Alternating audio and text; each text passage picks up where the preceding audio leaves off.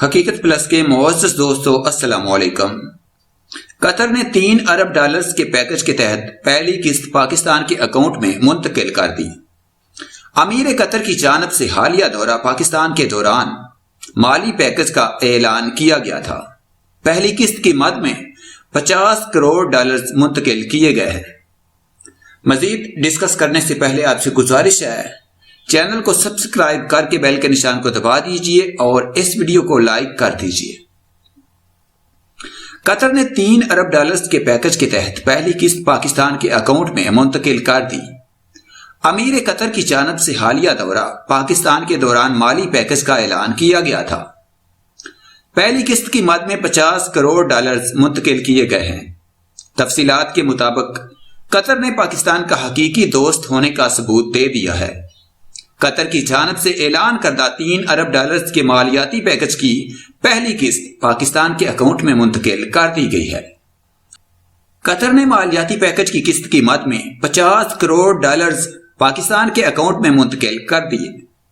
بتایا گیا ہے کہ قطر کی جانب سے پاکستان کو دی گئی رقم قرضہ نہیں تصور کیا جائے گا، یہ رقم سرمایہ کاری تصور کی جائے گی۔ قطر پاکستان کو کل 6 قسطوں میں 3 ارب ڈالرز کی رقم فراہم کرے گا۔ تاہم دوسری جانب عالمی میڈیا کے مطابق قطر 3 ارب ڈالر ڈپازٹ اور سرمایہ کاری کے لیے فراہم کر رہا ہے۔ پاکستان کو ملنے والی رقم پر شرح سود 3% کے قریبی ہوگا۔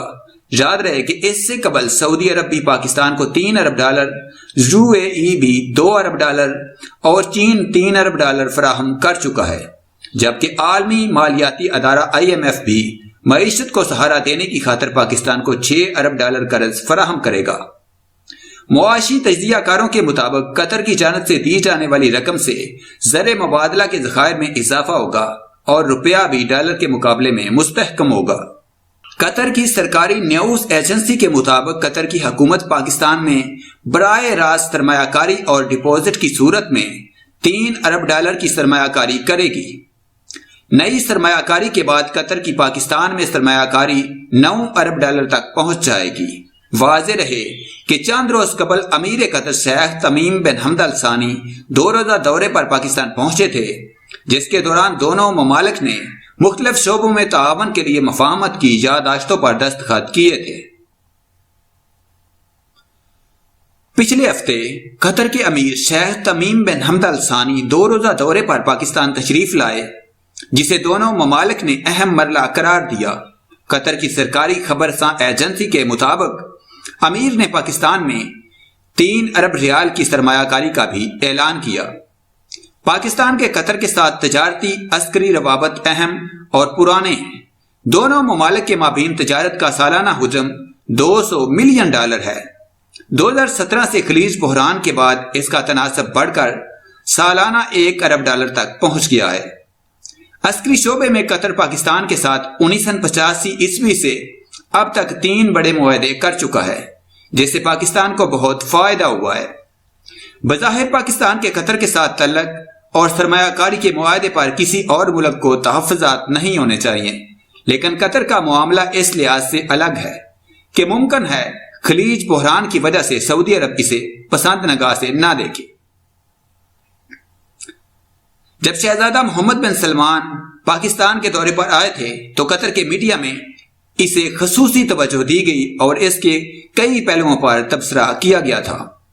صحافیوں نے اس خدشے کا بھی اظہار کیا تھا کہ کہیں اس سے قطر پاکستان تعلقات متاثر نہ ہوں۔